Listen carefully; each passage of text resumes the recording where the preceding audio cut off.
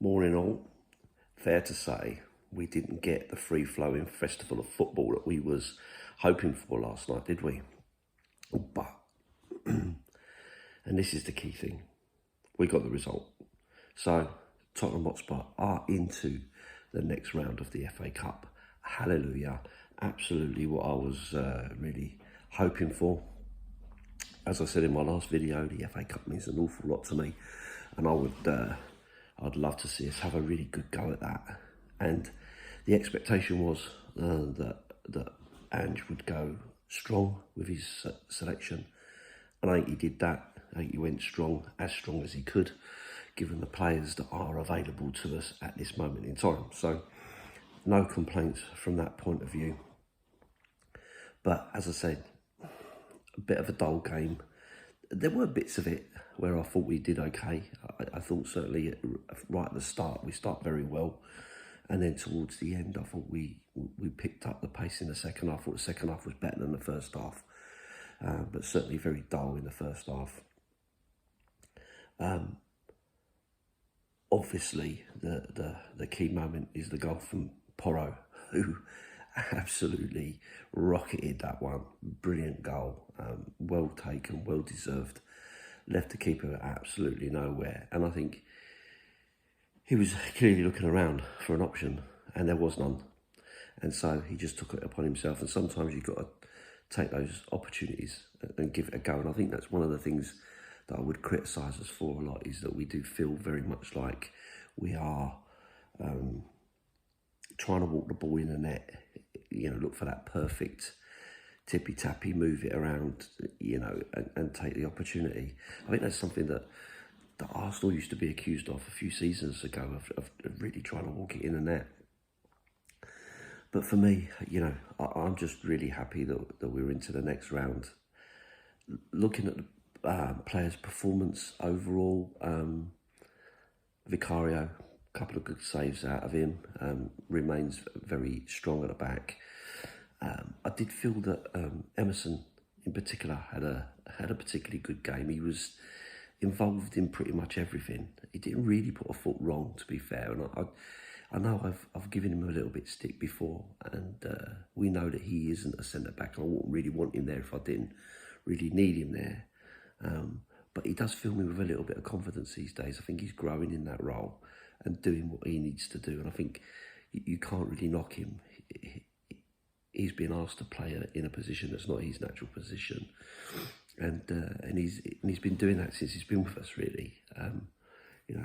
Coming in and playing as a wing back, and then a left, and then a right back, then a left back, then a centre back. So I think the versatility and the commitment that he's shown, I think, should be applauded. I think he's done particularly well. Davies again had a decent game, didn't really put a foot wrong. I understand, and I didn't see it right at the end because once the game finished, I kind of turned it off. But I understand that Davies pulled his hamstring. I haven't really seen too much about that, but he did it in like the 80th minute. And I'm like, how did he play on then? Like, he played on to the 97th, 98th minute, and again, didn't put a foot wrong. So again, those that keep bashing Ben Davies probably need to have a bit of a word with themselves and kind of sit back and go, you can't knock his effort and his commitment. He may not be a Mickey van der Ven, who's been a revelation, obviously, but he is solid. He is doing as much as he can to help the team, help the squad. A few of them did have some quite poor games. I think Richarlison did a lot of running around, had a couple of really good opportunities that obviously we've been really in a good place with Harry, because Harry Kane would have buried sort of 2 or 3 of those opportunities that Richarlison got. So it does show the absolute quality of Harry Kane rather than the poorness of Richarlison to a certain extent, because I think Richarlison is a decent striker, and he's scored a few goals of late, and he's shown what he can do. But obviously that's not going to happen for him every game. but he needs the service. He definitely needs the service, and I don't think he was really getting that last night. Brennan Johnson's getting a little bit of stick, but I thought he was okay. I thought he did well. He took he took on a couple of opportunities. He kept putting the crosses in. He kept running and kept working. And I think, for me, he's a young guy, work in progress. Really needs time, and I think he's growing in the team. So I think people giving him a little bit of stick probably need to kind of step back and give him time.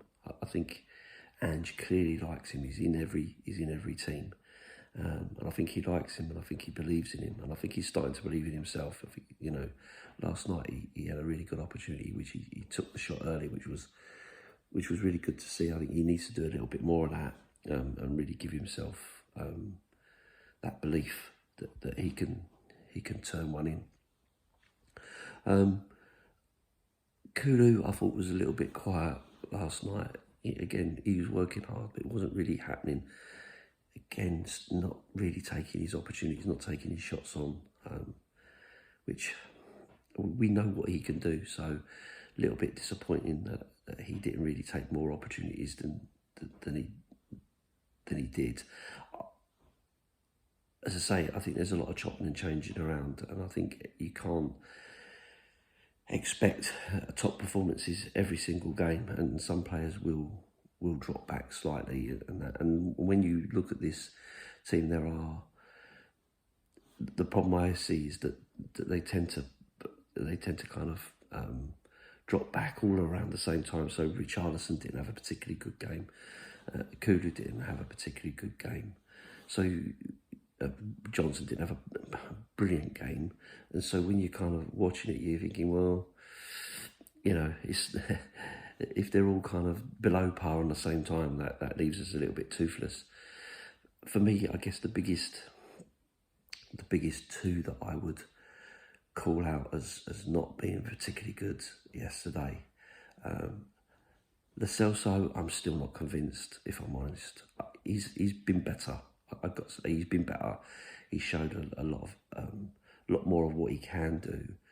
But the thing that I don't like with him, and I see it a lot, is he goes to ground a lot. He slides in on the ground a lot. And I just think you're putting yourself in a position where someone's gonna clatter you because you're dropping down to the floor and taking their legs out,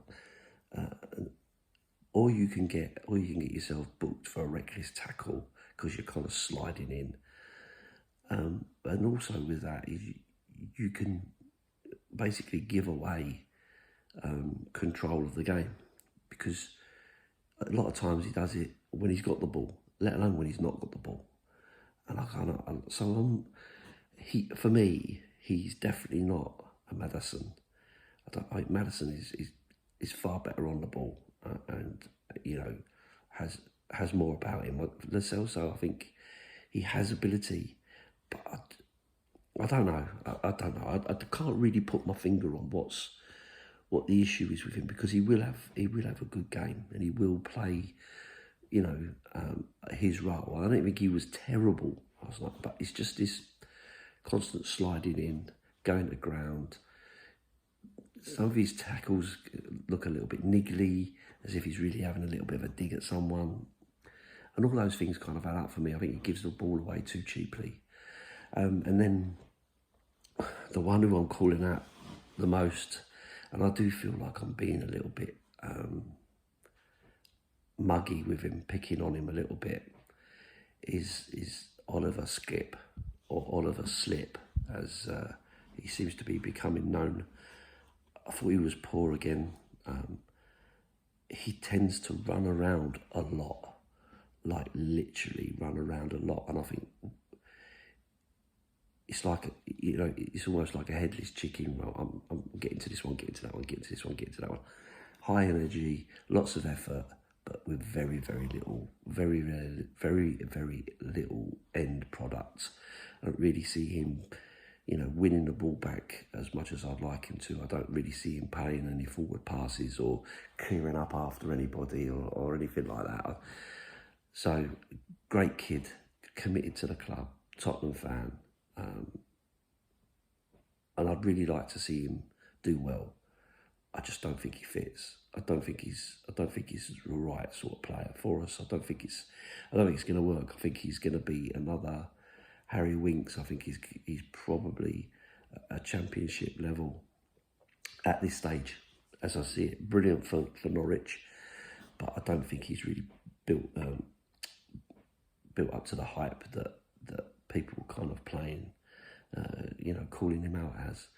So yeah, I do struggle with it. Personally, I'd rather see Højbjerg in there than Skip, and I know lots of people don't like Højbjerg, but I think you get a little bit more from him. I think he's a little bit more stable. He doesn't just run around like a nutcase. He does win the ball. He does do some forward passes. He does clear up. I know he goes backwards quite a bit, but we see that anyway, where the team are trying to clear up and buy time and so on. So, just my view. You may disagree. From what I see, I just didn't really see anything from Skippy last night that makes me change my mind that he is, a good replacement for Sarr or for Basuma or whatever. So yeah, I guess the last thing to say is it was good to see Sessegnon come back. And I thought he did all right, bearing in mind he's not played for about 18 months or whatever it is, nearly 2 years. He came on and he was full of energy, a bit of running, had a couple of opportunities as well.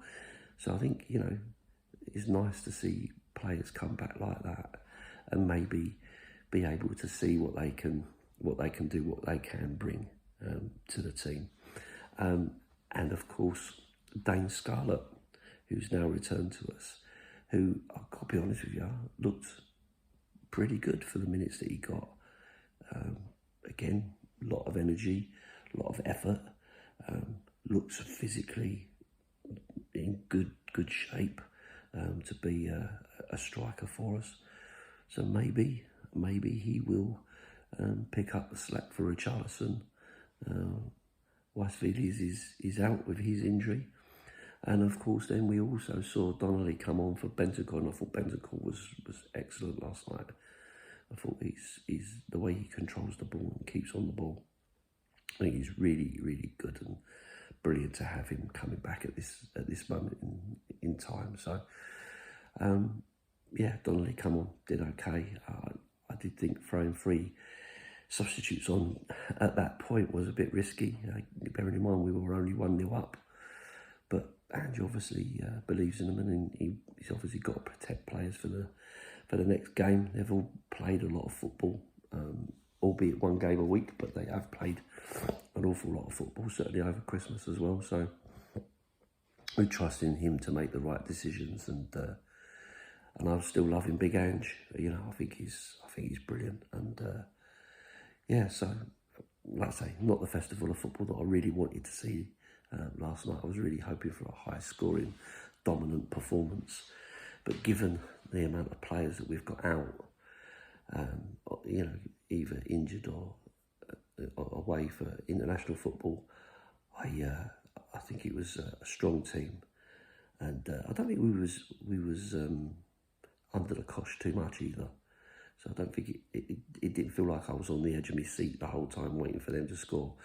At 0-0, it did feel a little bit like, oh, here we go, a smash and grab, Burnley smash and grab, 1-0 in the 93rd minute, but never happened, never came, and we're in the hat. So I'm happy about that. We march on, and hopefully we get another good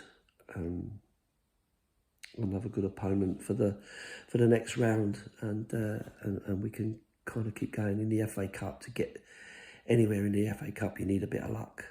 You need a bit of luck to get the right draw, to get the right path to the final. So hopefully, the footballing gods will smile upon us, and we'll get an opportunity to get a team that that gives us It gives us the best chance. And I know every game's going to be difficult. It always is. Always is. But another home game would be great on a Saturday, please, so I could bring my grandsons.